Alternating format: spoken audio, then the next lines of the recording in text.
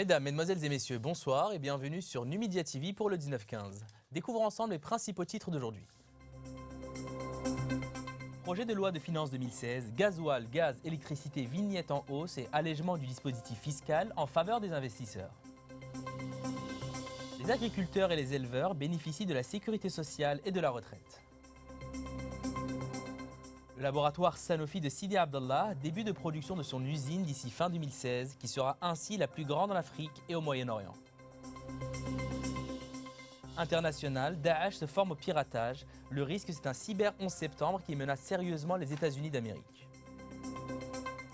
Paris a qualifié ce lundi d'incident regrettable la fouille corporelle par la police des frontières à l'aéroport d'Orly samedi du ministre de la Communication Hamid Green. Nous sommes attachés à faciliter les démarches des déplacements en France des hautes personnalités étrangères. Nous travaillons avec le ministère de l'Intérieur et la direction du groupe Aéroport de Paris pour que ce type d'incident particulièrement regrettable ne se reproduise plus, a affirmé lors d'un point de presse le porte-parole du ministère Romain Nadal.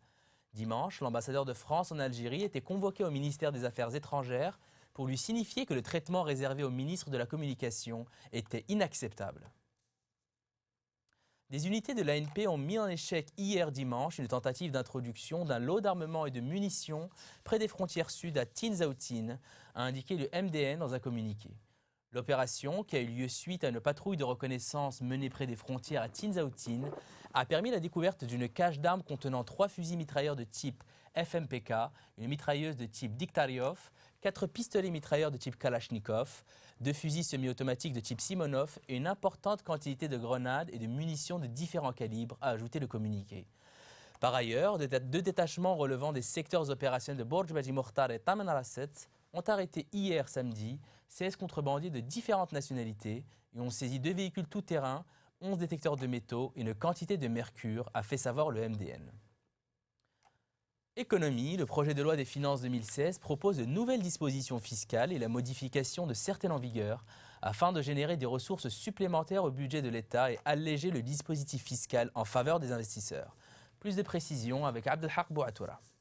Approuvé récemment par le Conseil des ministres, le projet de loi des finances 2016 révise le montant de la vignette automobile en l'augmentant en fonction du type du véhicule, de son âge et de sa puissance dans une fourchette allant de 16 à 40%. Cette mesure a pour objet de revoir légèrement à la hausse les tarifs de la vignette dans le but de mettre à la disposition de l'État des ressources supplémentaires de financement pour permettre l'entretien et la réhabilitation des infrastructures routières et autoroutières réalisé selon l'exposé des motifs de cette même loi. L'affectation du produit de cette vignette a été prévue de façon que 45% seront destinés au profit de la Caisse de solidarité et de garantie des collectivités locales, 35% au Fonds national routier et autoroutier et 20% au budget de l'État. Néanmoins, le projet de loi propose d'exempter de la vignette automobile les véhicules roulant au gaz de pétrole liquéfié carburant GPLC et au gaz naturel comprimé GNC, et ce pour promouvoir l'utilisation des carburants propres. Sur un autre volet, le projet de loi des finances 2016 propose d'ajuster le taux de la TVA pour passer de 7 à 17% sur la vente de gasoil, la consommation du gaz naturel dépassant des seuils de consommation importants. Pour les auteurs de ce texte, il s'agit de limiter le gaspillage de gasoil, qui est un carburant importé, de réduire le différentiel prix de cession-consommation et de mettre fin au mouvement important de sa contrebande. Ceci s'inscrit aussi dans le souci d'atténuer le différentiel prix de cession-consommation pour le gaz et l'électricité.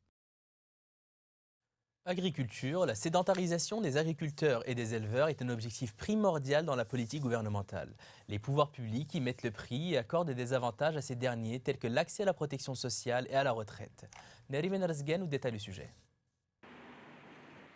Le ministre de l'Agriculture, du Développement rural et de la Pêche, Seydi Ahmed Ferroukhi, a affirmé en marge de la célébration de la Journée mondiale sur l'alimentation, organisée sous le slogan Agriculture et protection sociale, que son département œuvre à faire profiter les travailleurs du secteur agricole de toutes les conditions et avantages, à savoir la protection sociale, la retraite et les cotisations par tranche, en veillant à améliorer leur situation économique en coordination avec les autres secteurs pour les inciter à opter pour le secteur agricole et partant drainer davantage de main-d'œuvre. Le secteur fait face à un défi majeur pour sa pérennisation et la vulgarisation des activités agricoles et de la pêche dans un souci d'impliquer les différentes catégories à même de participer aux efforts de développement et de garantie de la sécurité alimentaire du pays, a précisé le ministre. Dans le cadre de ces efforts visant à dépasser le seuil de 11% du taux de croissance du secteur, le ministère œuvre actuellement à faire bénéficier chaque acteur dans le secteur de l'agriculture des prestations de la sécurité sociale au titre du nouveau système complémentaire de croissance scindé en plusieurs programmes. L'Algérie figure parmi les pays ayant atteint l'objectif de la FAO relative à la lutte contre la pauvreté en 2015, un objectif réalisé en 2013. Les efforts déployés dans le cadre des systèmes de protection sociale ont permis de réduire le taux de la faim à travers le monde de 43% en 1999 à 17% en 2015.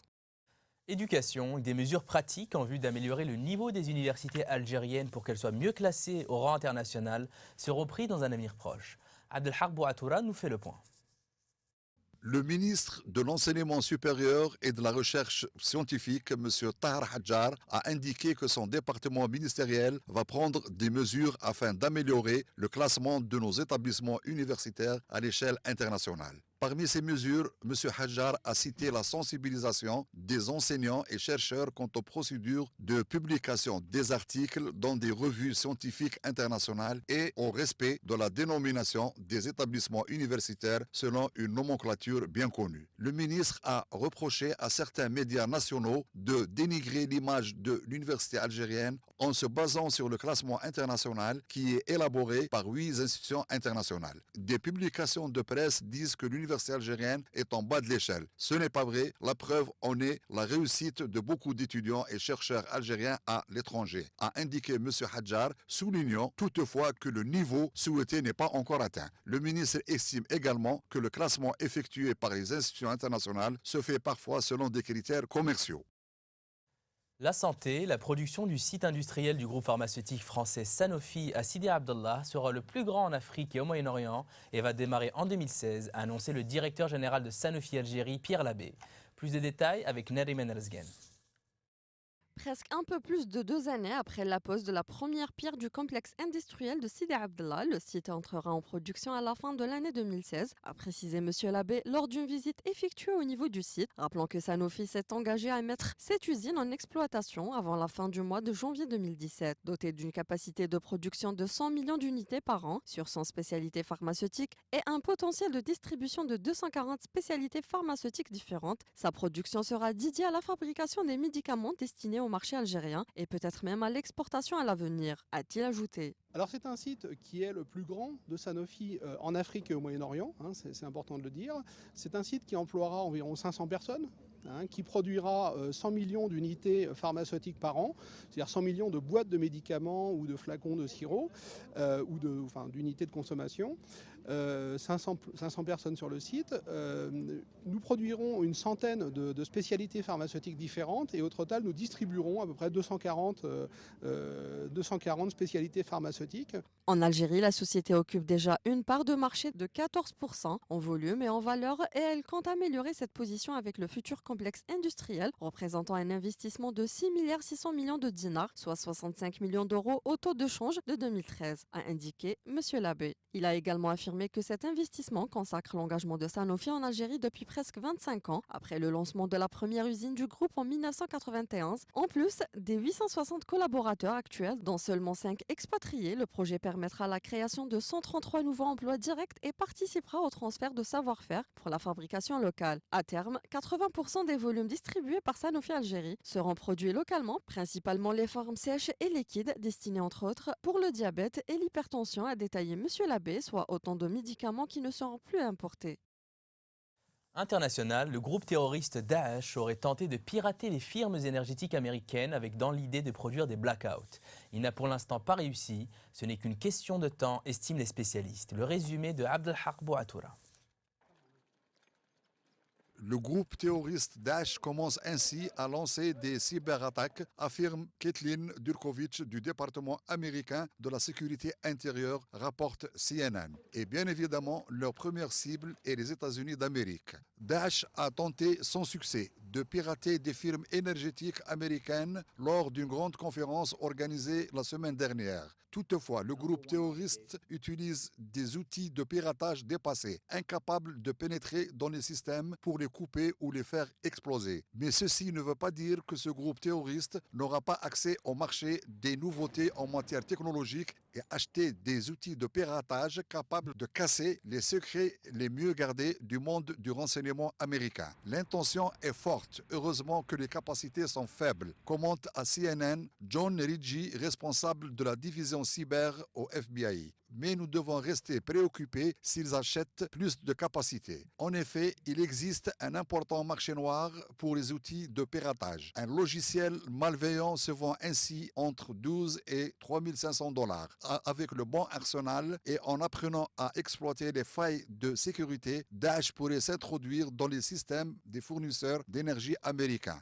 Les États-Unis disent depuis longtemps redouter des cyberattaques sur son réseau électrique et sur l'ensemble de ses infrastructures toutes faibles, craignant un cyber-Armageddon ou un cyber-Pearl Harbor qui mettrait à bas l'ensemble du pays. L'intérêt de Daesh pour le système donne déjà des sueurs froides aux autorités américaines. Une cyberattaque qui réussirait à s'introduire dans le système pourrait ainsi couper le courant dans de larges régions du pays, voire pourrait faire exploser les machines pour un blackout durable. Irak, l'armée mène une vaste offensive dans la région de Baïdji, clé de la libération de la ville stratégique de Ramadi. En Afghanistan, un F-16 américain touché par des tirs talibans, un incident rare. Nigeria, 2 femmes kamikazes se faufilent entre les citoyens et tuent 11 personnes en se faisant sauter. Aux Philippines, le typhon Kopu contraint les habitants à grimper sur les toits. C'est Le Monde aujourd'hui en brève avec Neriman Rizgen. Les forces de sécurité irakiennes ont avancé dimanche sur 3 fronts face aux terroristes de Daesh, débusquant les poches de résistance dans et autour de Baïdji et se rapprochant de Ramadi et Hawija, ont indiqué des officiers. Les forces de sécurité soutenues par des unités paramilitaires mènent depuis la semaine dernière une vaste offensive sur Baïdji, environ 200 km au nord de Bagdad. L'une des poudrières les plus explosives depuis l'offensive de Daesh en juin 2014. Les forces anti-Daesh, dont plusieurs milliers de combattants du Hashd al-Shabi, une unité de mobilisation populaire, force paramilitaire dominée par des chiites, ont reconquis la majeure partie de la ville de Baïdji et ses environs.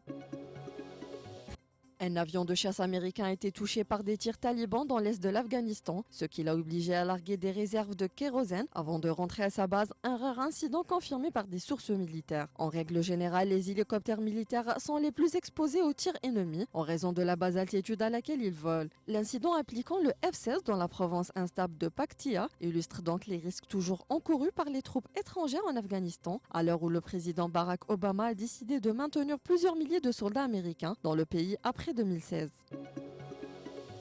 2 femmes kamikazes ont tué au moins 11 personnes, fuyant leur maison après un attentat du groupe terroriste Boko Haram au nord-est du Nigeria, ont annoncé la police et les autorités locales. Ces femmes ont activé leurs explosifs alors que les habitants tentaient de se cacher après une attaque de la ville de Dar. Dans la nuit de samedi à dimanche, a indiqué l'ancien chef du gouvernement local de Madagali, Maïna Olaromo. Les habitants fuyant dans la brousse, au bout d'un moment, 2 femmes se sont glissées parmi eux et se sont fait exploser. Des hommes armés ont ensuite tiré sur les survivants. Au moins 34 personnes ont été tuées dans une série d'attaques entre jeudi soir et vendredi matin dans les alentours de Maiduguri. Le mois dernier, 117 personnes sont mortes dans des explosions dans le quartier d'Adjila Records de la capitale de l'état de Borono, au nord-est du pays. Des Philippins pris au piège sur les toits de leur maison inondée attendaient d'être secourus ce matin alors que le typhon Kopu se déclenchait sur le nord de l'archipel pour la 2e journée consécutive. Le typhon qui a touché terre hier sur la côte est de Luzon, l'île principale des Philippines, a fait 2 morts et contraint des milliers de personnes à fuir leur logement. Il se déplace très lentement vers le nord, bien qu'il faiblisse. Le typhon a déversé des pluies torrentielles sur 3 chaînes de montagnes et le ruissellement a inondé les vastes plaines rizocoles au nord de Manille. Culture, 2 fois par semaine, ils font irruption avec leurs vêtements colorés et leur nez rouge dans le hall de la principale gare de Vienne. Ces clowns aux valises pleines d'accessoires viennent divertir les enfants migrants qui depuis des semaines affrontent les difficultés et la rudesse de la route. Récit de Neriman Rizgen. Abrités du froid dans un mort passage souterrain de la gare de Vienne où ils attendent de pouvoir poursuivre leur voyage, des migrants éclatent tout à coup de rire. Une bande de clowns vient de débrouler pour leur faire oublier un instant leur périple. Nez rouge, pantalon démesuré, accordéon et gang à poisson. L'arrivée de la petite troupe suscite d'abord la circonception avant de provoquer l'hilarité générale chez les petits comme chez les grands. On n'a pas besoin de parler la même langue, il suffit de rire ensemble pour établir un contact, se félicite Simone Mong, l'une des organisatrices. Son association Nez Rouge compte parmi les dizaines de collectifs qui se sont mobilisés en Autriche pour faciliter l'accueil et les transits vers l'Allemagne. De plus de 250 000 migrants depuis l'été. Les enfants ont besoin d'un peu de temps à eux pour pouvoir jouer, rire et oublier un peu tout ce qui se passe, souligne Madame Mang. Dans le sous-sol de la gare viennoise, l'objectif semble atteint. Des dizaines de bambins et de parents s'éclavent avec les clowns, tapent dans leurs mains, filment le tout avec leur téléphone. Ils sont heureux, enfin on trouve un peu de paix. Sourit Houssam, un père de famille palestinien qui montre ses 4 enfants faire des bulles de savon et sauter sur des matelas de jeu. Insolite, des milliers de nageurs ont traversé les eaux du port de Victoria, Hong Kong, une des voies navigables les plus populaires au monde, à l'occasion de la Harbour Race.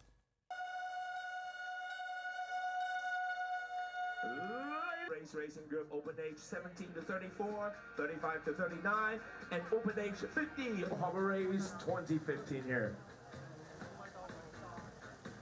主禮嘉賓都可以聽下我哋第一、二組走咗啫，我哋呢度人。我之前已經問咗之前嗰兩組一個同樣嘅問題。It's great to have you all here. Enjoy today's race.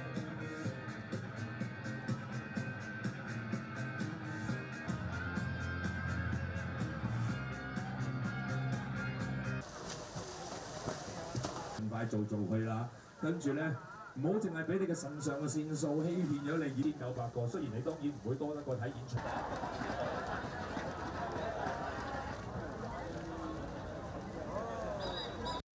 C'est la fin de ce journal. Merci de nous avoir suivis. Restez avec nous pour la suite des programmes sur les médias et rendez-vous demain à la même heure.